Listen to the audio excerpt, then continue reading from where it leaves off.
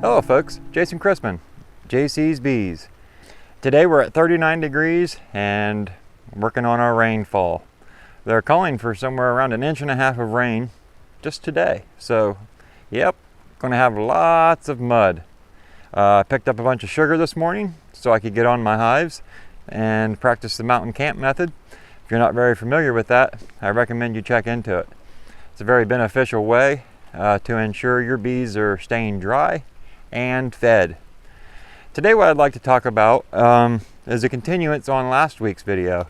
If you remember, we talked a little bit about cut comb honey, and I showed you a box that I am transforming into a draw out box for mini mating nukes. Well, this week I want to give a little introduction on Ross round cut comb frames, show you how those work and kind of give you a little rundown. Now granted, there's not going to be an actual demonstration because it's 39 degrees and raining. No nectar flow. Right in the middle of winter, so you just have to wait and subscribe if that's something you would like to see in the future.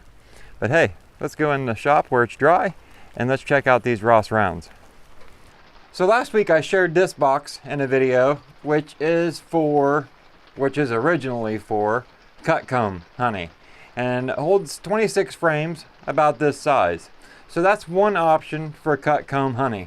A pretty inexpensive method if you're any good at all in the wood shop and can make your own products.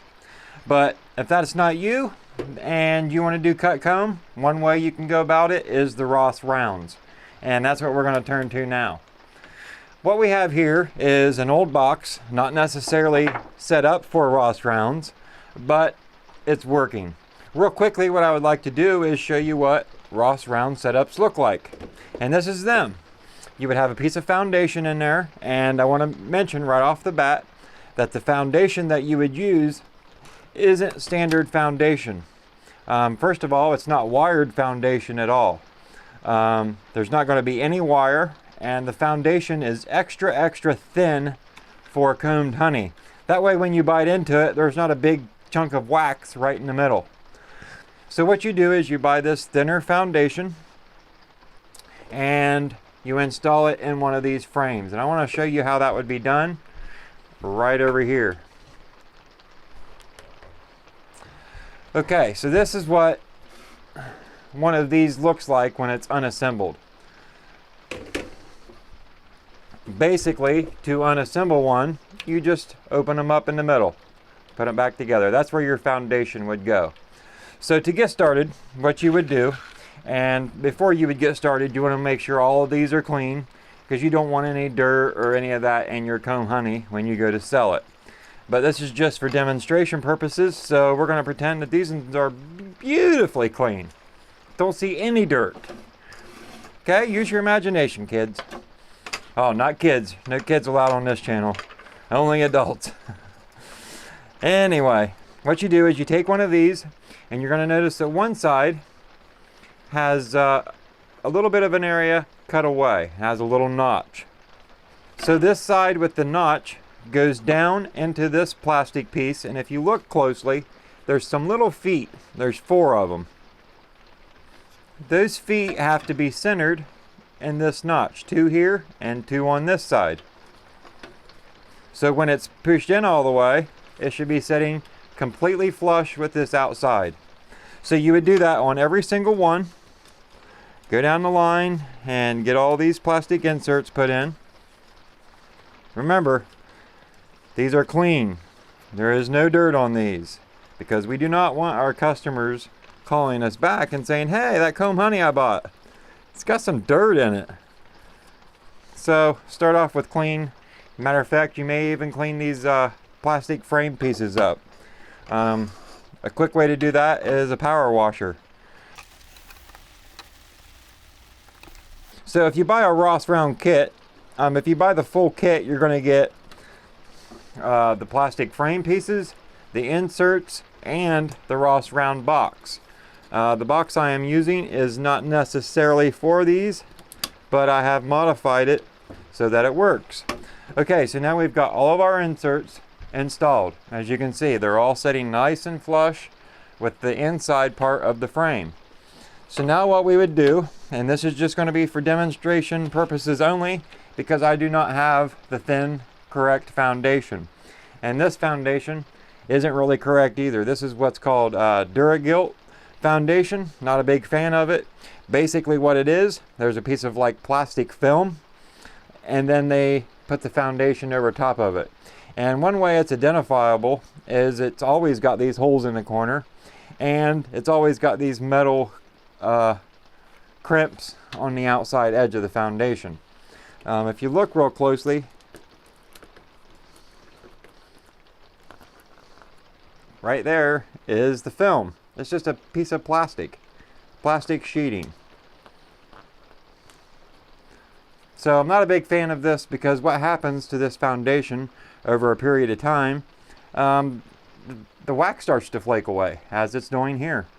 So this is just going to be for demonstration on how you would install the correct foundation. First of all, you would line it up with the bottom of the frame, and which, when you buy the correct foundation, is automatically going to be the right width. And then you would take this, and I'm not going to actually be able to do it because of the plastic film, but we're going to pretend that I left that foundation in there, and then we're just going to snap the frame back together like so. Now, one thing you want to make sure is that you've got both top edges up, and a way to do that is, if you look on this corner, here's one of your frame rests, or the ear for the frame rest. Same with on this end. If we look at this one, here's our ears up here, so we got both sides up and back together. Now when you have foundation in it, and maybe for demonstration I should stick this in there and try and squeeze it shut. All the naysayers will say I should have. It's going to look something like that, except for it's going to fit completely. So the way this works, you get all of these installed, is you've got 9 frames. They are a little bit shorter than your standard frame, and I'd like to show you that here real quick. Here's a standard medium frame that I have here in the shop. When I compare the two, you're going to see, if I line up the ears here on the top, you can see how much shorter this is than a standard frame. So therefore, what you have to do if you don't buy a Ross round box is you have to add some wood to the end. That way your ears have something to sit on. Now for this demonstration, I've only got a couple cleats. I got one on this end and one on this end, and that brings it in enough that my ears are able to catch.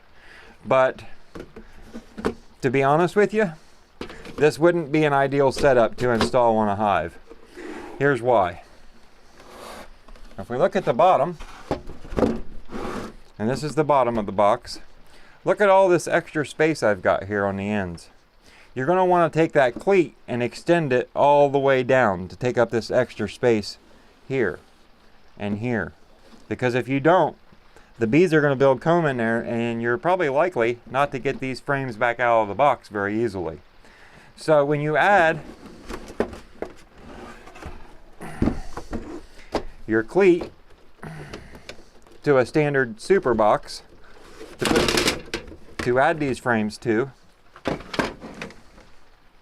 you would want to add a board of full, I guess you would say, height and the full width.